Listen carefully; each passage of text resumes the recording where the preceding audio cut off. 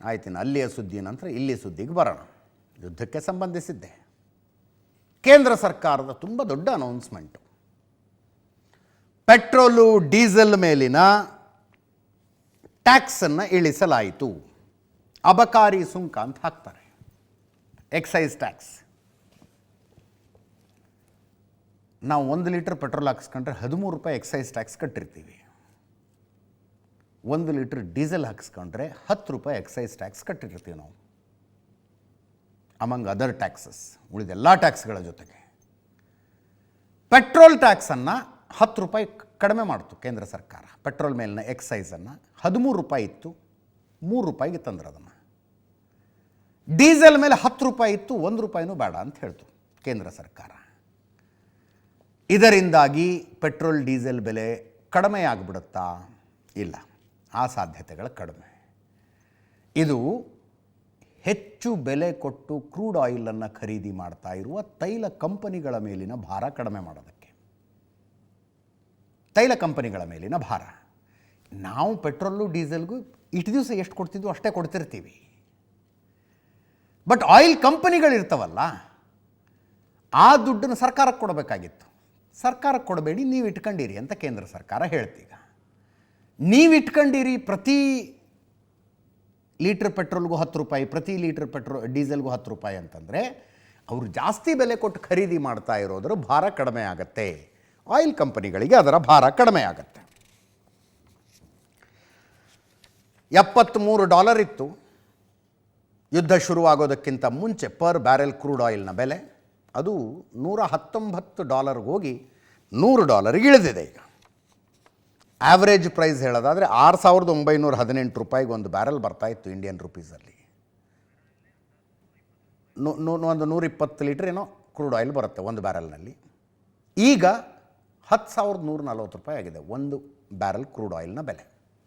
6,000 ಅಂದರೆ 7,000 round figure ಇಟ್ಕೊಳ್ಳಿ, 7,000ದಿಂದ 10,000 ಆಗಿದೆ.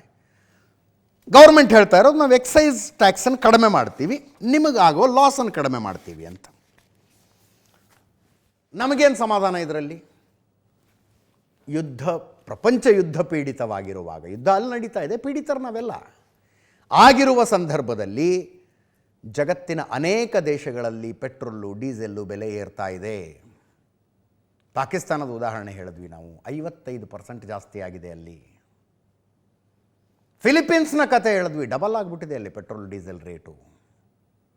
ಡಬಲ್ ಆದ ನಂತರವೂ ಏನು ಆಯಿಲ್ ಎಮರ್ಜೆನ್ಸಿ ಘೋಷಣೆ ಮಾಡಿದ್ದಾರೆ ಫಿಲಿಪೀನ್ಸ್ನಲ್ಲಿ. ಪಾಕಿಸ್ತಾನದಲ್ಲೂ ಘೋಷಣೆ ಆಗಿದೆ, ಪ್ರಪಂಚದ ಅನೇಕ ದೇಶಗಳಲ್ಲಾಗಿದೆ ಇದು.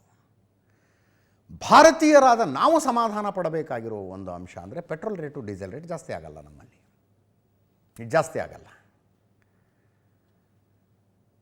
ಪ್ರಪಂಚದ ಬೇರೆ ಬೇರೆ ದೇಶಗಳ ಕಥೆ ಏನೇ ಆಗಲಿ, ಭಾರತೀಯರಾದ ನಾವು ಸಮಾಧಾನ ಪಡಬೇಕಾಗಿರೋದು ನಮ್ಮಲ್ಲಿ ರೇಟ್ ಜಾಸ್ತಿ ಆಗ್ತಾ ಇಲ್ಲ ಅಂತ. So far so good, well handled, ಒಳ್ಳೆಯದಾಯಿತು ಅಂತ ಹೇಳಬೇಕಾಗತ್ತೆ. ಇದರಿಂದ ಎಕ್ಸೈಸ್ ಶುಲ್ಕ ಕಡಿಮೆ ಮಾಡೋದರಿಂದ ರಾಜ್ಯ ಸರ್ಕಾರಕ್ಕೆ ಬರುವ ಪಾಲು ಕೂಡ ಕಡಿಮೆ ಆಗುತ್ತೆ. ಡಿ ಕೆ ಶಿವಕುಮಾರ್ ಉಪಮುಖ್ಯಮಂತ್ರಿಗಳು ಬೇಜಾರು ಮಾಡ್ಕೊಂಡಿದ್ದಾರಂತೆ, ಕೇಳಿಸ್ಕೊಳ್ಳಿ.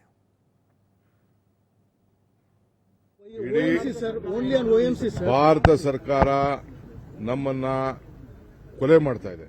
ತೈಲ ಬೆಲೆಯನ್ನ ಜಾಸ್ತಿ ಮಾಡಿಬಿಟ್ಟು ಇವರು ಮಾಡ್ಕೋಬೇಕು, ಎಲೆಕ್ಷನ್ಗೋಸ್ಕರ ಮಾಡಿದ್ದಾರೆ. ಆಲೇ ನೈರಾ ಕಂಪನಿಯವರು ಜಾಸ್ತಿ ಮಾಡಿದ್ದಾರೆ. ಇವತ್ತು 3:30 ಗಂಟೆಗೆ ಸುರ್ಜಿವಾಲಾ ಸಾಹೇಬರು ಬರ್ತಾ ಇದ್ದಾರೆ.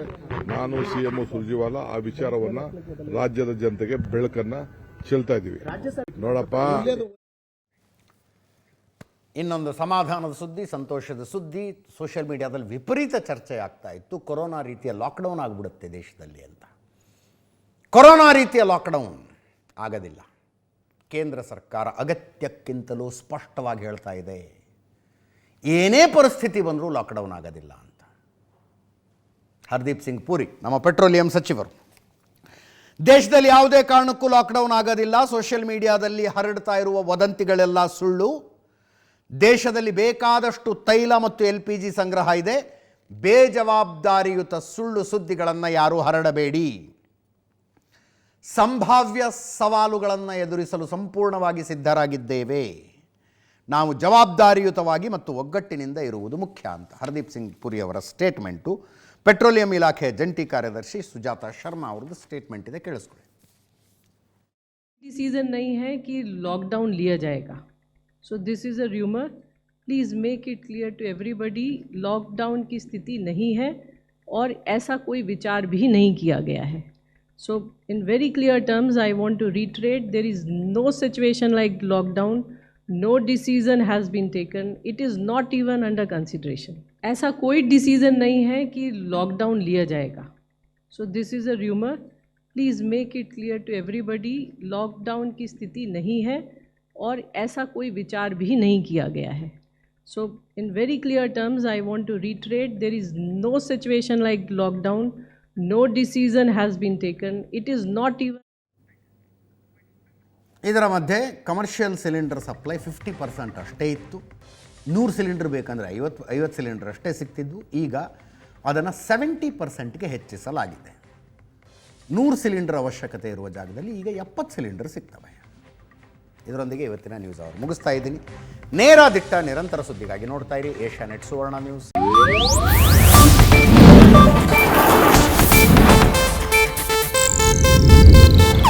ಇದು ಏಷ್ಯಾನೆಟ್ ನ್ಯೂಸ್ ನೆಟ್ವರ್ಕ್ ಪ್ರಸ್ತುತಿ.